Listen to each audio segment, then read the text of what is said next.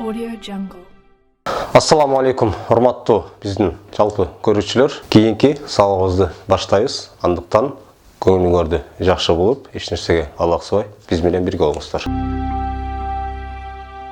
С тамгасы менен таанышабыз. С тамгасы кыргызчада бир с болгон болсо, араб тилинде эки с бар. Биринчиси син, экинчиси фә деп, сако, сә деп буга чейин өткөнбүз. Ошолорду толугураак баштан аяк окуйбуз. Бисмилла. Эмесе биринчи сөзүбүз. Сә, си, су. Кыргызча эч кандай буну айтып атканда тилди ары бери бурап, кыйналыштын эч кандай кереги жок, жөнөкөй эле. Бәс, сәм, сир, син, сәфәр, сәқар, сәмәк, сәләф, фарас, мәсләк, мәскән, муслим, мусриф, сим, әсләмә, юслиму, истәйсәро, ястәйсиро. Ал эми бул тамга, сә тамгасы, бирок эки тиштин ортосуна маңдайкы тилдин учун коюп, фә сако. Фә, фә, фә, фи, су. Бәс, фиб, фәм, фин, фәмәр. Зерикпестен сиз да айтыңыз. Фә, эки тиштин ортосуна тилдин учун коюп туруп. Фә, фәмәр, фәмән, фәуру, фәубу, фәйбу, мислу, муслу, мәсәл, мәсәл, кәусәр, әксәра, юксиру, әсбәтә, юсбиту, ис, жөнөкөйсү, истәксәра, истәксәра, ястәкфиру, ястәкфиру, истәфқала, ястәфқилу. Эки сыны бир сөздө келтирип атат. Биринчиси жөнөкөй, экинчиси ушундай сакоо болуп. Бул жерде айырмасын берип атат. Мисалы, сәмәр, жөнөкөй эле. Сәмәр бул болсо кандай болот? Фәмәр, фәмәр. Сәбту, сәбту. Сәләс, фәләф. Фәләф. Бул дагы с тамгасы. Сот деп буга чейин жаттаганбыз. Үчүнчү с тамгасы бул мондой. Сод тамгасы. Жон болгондугу үчүн фаткалы болуп келгенде буну сә, фә деп окусак буну со. Же болбосо касыр болуп келгенде си, мында болсо сы. Мисалы, си мында мындай. Бат окуган болсок сы. Со, сы, су. Мындай. Бир аз үзүндү толтуруп эки с бир эле жерден чыгат. Тилдин учу алдыңкы маңдайкы тиштин түбүнө. С. Кыргызча сын айтканда эле. С. Бир аз жоон айткандыгы үчүн ш деген үн кошулуп чыгып атат. Сом, сиф, фас, сараф, сабар, басар, касаб, ка жоон, содагы жоон. Касаб, насара, янсуру, истабсара, ястабсиру. Сәфәр, софар. Айырмасы карагыла. Сәфәр, софар. Сейфу, сойфу. Интасаба, интасаба. Фатиха сүрөсүн дээрлик көпчүлүгүбүз эл билебиз. Ошол жерде эхдина сирата, сы деп келет да. Ушул сот тамгасы келгенде сирота эмес, балким сирота. И дагы эмес. И менен ынын ортосунда сы. Бул тамга по тамгасы. По, жон. Буга чейин т тамгасын өткөнбүз, мындай. Т фаткалы болуп келсе, бул т болуп окулган. Ал эми бул болсо по, жон. По, үндү оозду толтуруп. По, ты, ту. Ти эмес. Кас. Ти болот. Ал эми мында болсо ты. То, ты, ту.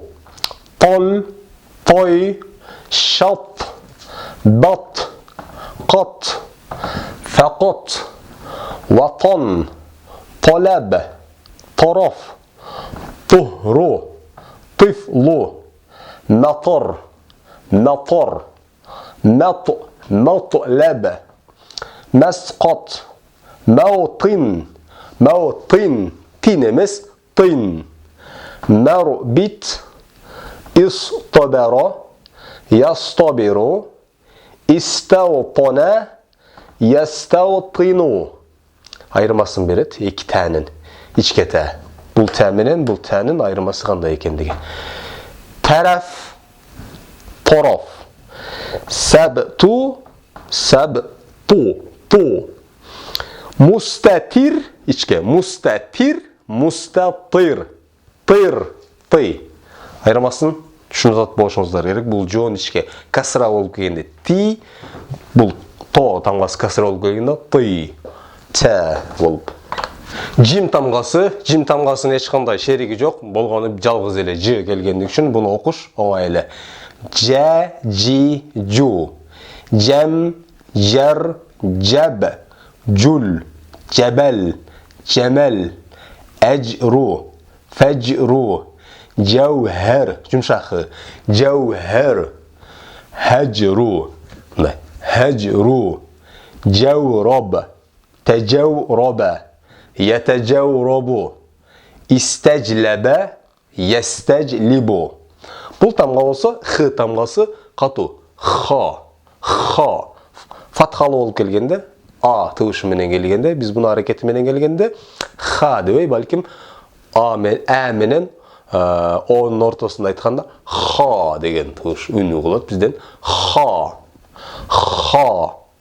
хи ху خب خل خرج خبر خشب خلف خير ختم خمر خوف مخرج مخرج مخبر أخرج يخرج أخبر يخبر استخرج يستخرج ястахриджу. Бұл тамғада ха тамғасы еме берки хадан жаңыл өткен х тамғасынан айырмасы қандай деп тұрған болсақ, бұл тамақты қырбастан бәлкем деп айтылынады. Бисмиллахир-рахманир-рахим. Рахманир-рахим. Ошондағы ушул ха келет. Ха, хи, ху. Хай, хил, хаджа. حسن حسد حسب محسن محشر منحر محفل أحسن امتحن يمتحن احتمل يحتمل استحسن يستحسن إحرنجم يحرنجم. Екі х тамғасының бір-бірінен айырмасын беріп отады. Қарайыз. Х қату. Халқу. Халқу. Халқу. Халқу. Хатму. Хатму. Әрхаму. Әрхаму. Әрхаму. Ха. Бұға чейінки дағы бір жұмшақ хан өткенбіз. Мұндай ха.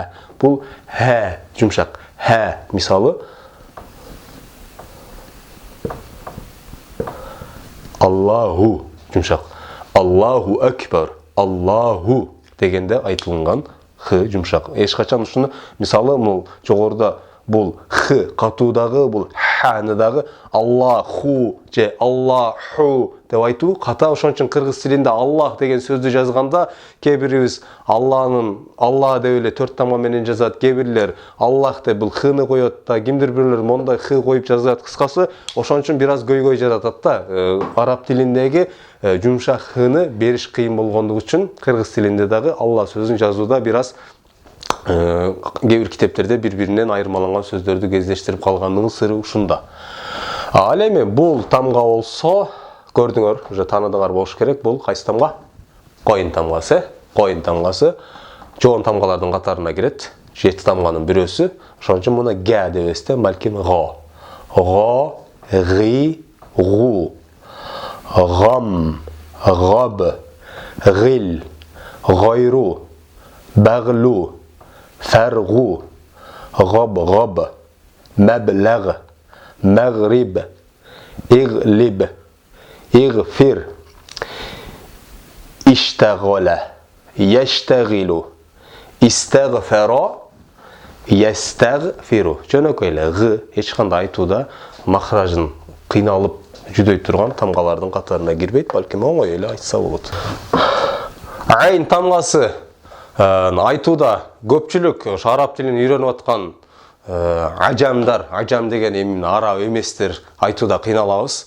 Айн же ошол эле Фатиха сүрөсүн окуп атканда айының болбогон болсо катага көп эле жол коюп коебуз. Мисалы бисмилла деп баштаганда эле альхамдулиллахи роббил аламин деп айын аркылуу аламин, настаин, настаи дегенде да айын колдонулат же ияка набуду деп айтор. Кыскасы Фатиха сүрөсүндө эле бир 3-4 жерде айын тамгасы аралашкан сөздөр келип атат. Ошо айын тамгасын канткенде толук мен чыгара алам, кандай кылам десек, анда бизден узабай тургула, жакшылап карап тургула, ар бир тамганы шашпайраак окуганга аракет кылабыз сөздөрдү. Артыбыздан силер кайталагыла.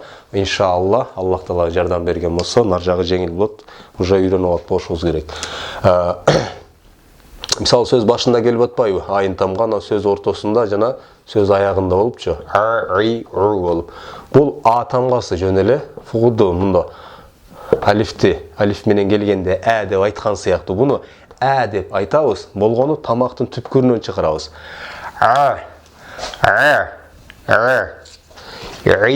Өзүн айтыш бир аз татал, тамгаларга, сөздөргө кошулганда айтуу оңой болот. Мисалы, айын тамгасы сүкүндүү болгон болсо, айын тамгасын тамактын түпкүрүнөн чыгат. Чыгарып келатып, мындай кысып коебуз.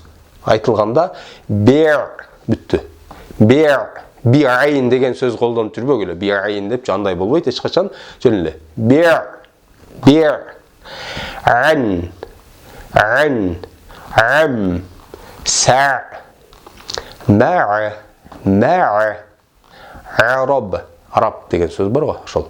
Оригиналы ушундай. Араб. Ажам. Ажаб.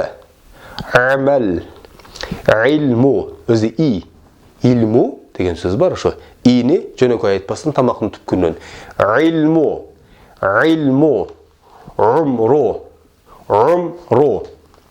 Умар же болбосо Умар деген сөздү айтканда дагы ушул айын менен айтылат. Депчи. Умру. Айну. Жам'у. Жa'лу. Аб. Аскар. Айлам. Жафар. Анбар. Айын тамгасы менен коюн тамгасын бири-бирине салыштырган. Өзү бул айын, бул а, бул г тамгасы эки башка болгону жазылууда сүрөтү бири-бирине окшош болгону үчүн салыштырып берип атат да. Карап көрө турган болсок, үстүндө чекити бар, бул коюн тамгасы, чекити жогу айын тамгасы. Тагы мындайча айтканда, бул айын болот, коюп койгон болсок, коюн тамгасы болот да. Буну окууда кыйналбайбыз, жөн эле. Койну. Буну болсо айну через а. Айну.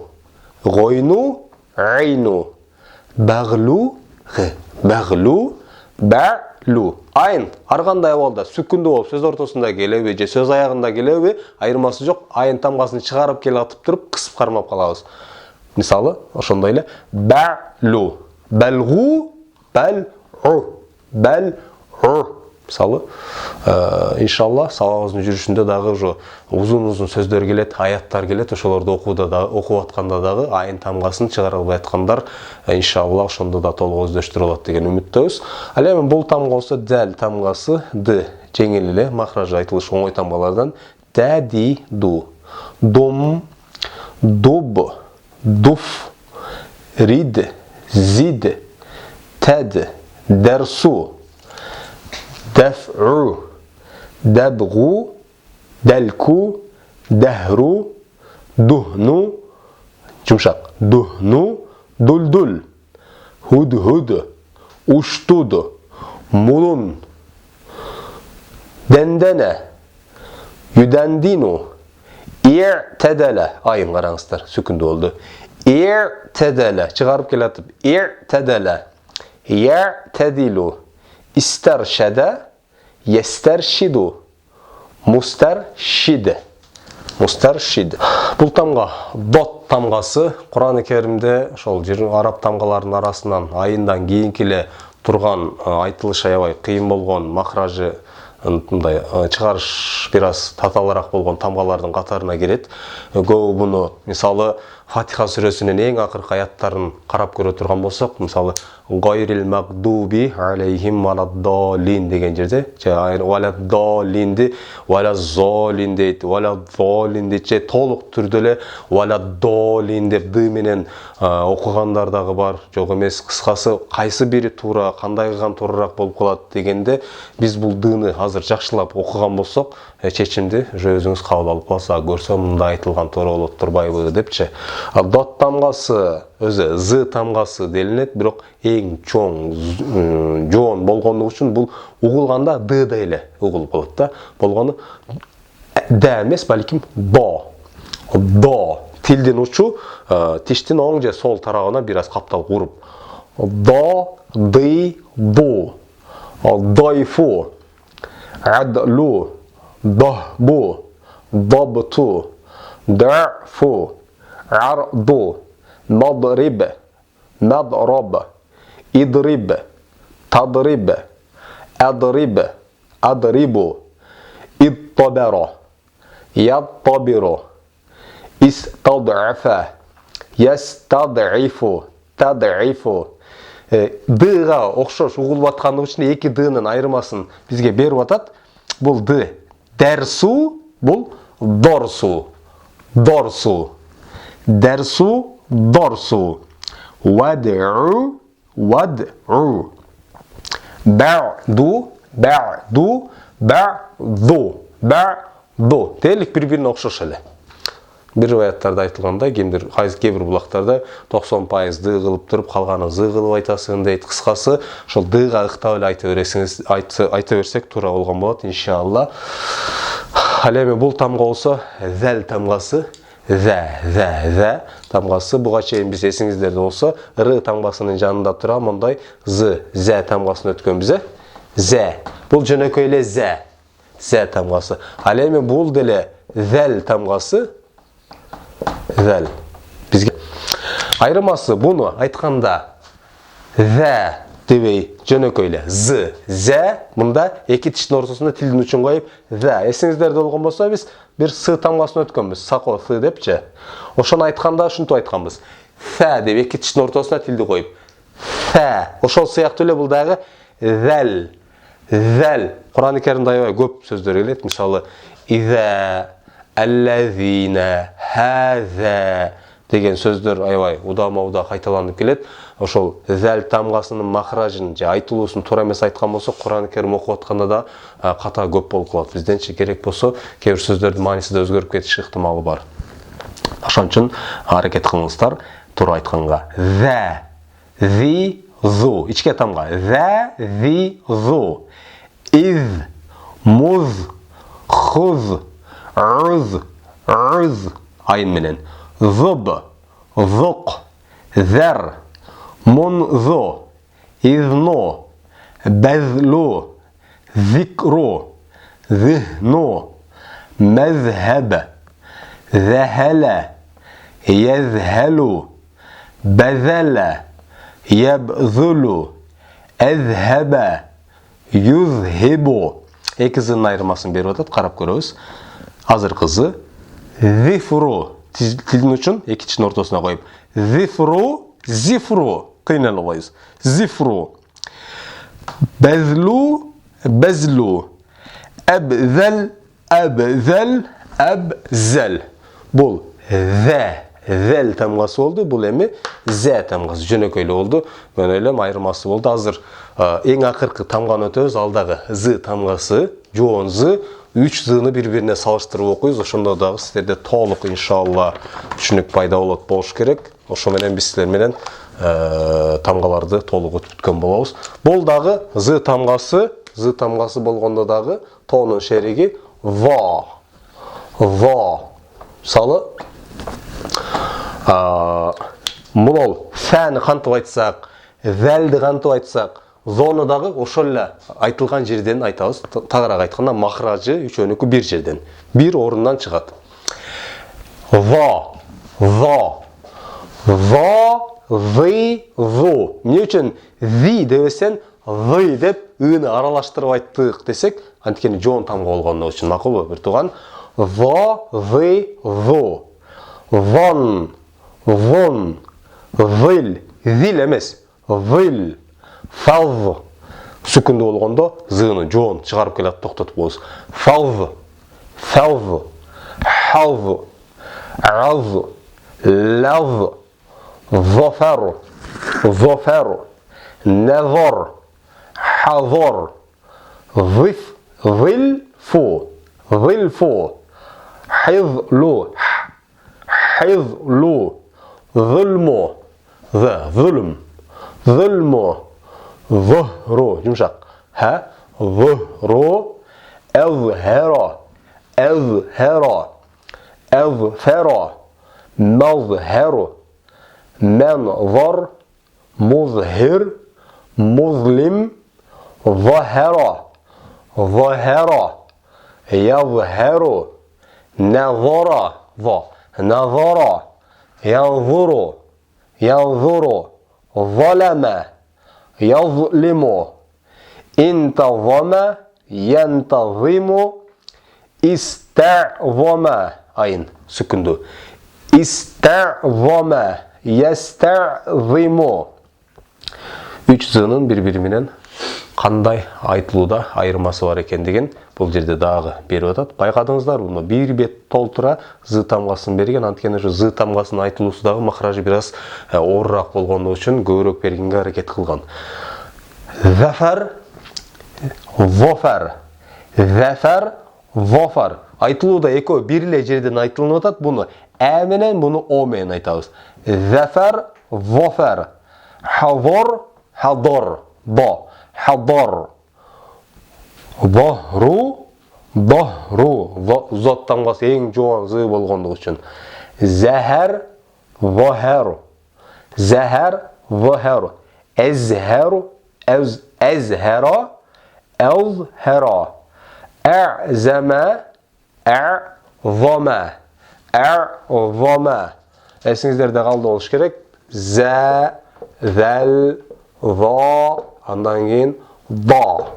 4 зынын bir-biri менен айырмасын иншалла силерге үйрөткөнгө аракет кылдык. Биздин жалпы көрүүчүлөр, биз менен окуп аткан, аракет кылып келаткан биздин бир туугандар, биздин сабактарыбыз дагы иншалла уланат. Силерден бир эле сураныч, бир эле аманат. Ошол өзүңүз алып аткан, эгер сизге бул маалымат жетип аткан болсо, көрүп, өзүңүз пайдаланып, сизге чындап эле көңүлүңүзгө төп келип, сиз каалагандай болуп аткан болсо, албетте бул каналга жазылып, дагы башкаларга сунуштап койсоңуз, балким Кур'ан-ы Керимди окуйт элем, үйрөнөт элем, жетпей аттым эле, мүмкүнчүлүк болбой атты дегендер үчүн дагы бир шарт түзгөнгө, ушу жакшылыкты бөлүшкөнгө себепчи болуп каласыз. Анан кээ бир ой пикирлер болгон болсо, албетте ошол акырына өзүңүздүн жеке ой пикирлериңерди дагы калтырсаңар, албетте биз аны эске алабыз. Кемчиликтерди болсо оңдогонго аракет кылабыз. Балким сиздерден кээ бир сунуштар болсо, иншалла кабыл алганга ар дайым даярбыз. Кийинки сабактан жолугушканча анда. Ассаламу алейкум.